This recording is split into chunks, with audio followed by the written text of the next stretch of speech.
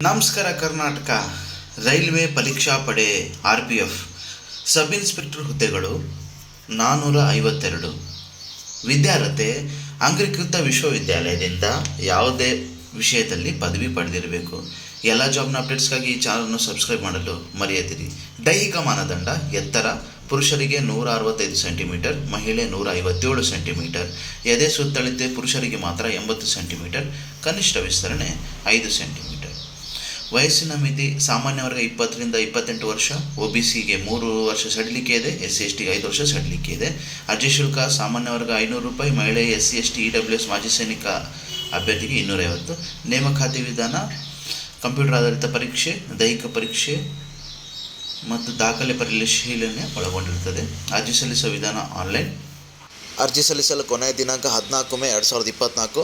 ತಪ್ಪಾಗಿ 2023 ಅಂತ ಕೊಟ್ಟಿದ್ದಾರೆ. ಕೆಳಗೆ ಕೊಟ್ಟಿರೋ ವೆಬ್ಸೈಟ್ ಪ್ರವೇಶಿಸಿ ಅರ್ಜಿ ಸಲ್ಲಿಸಿ.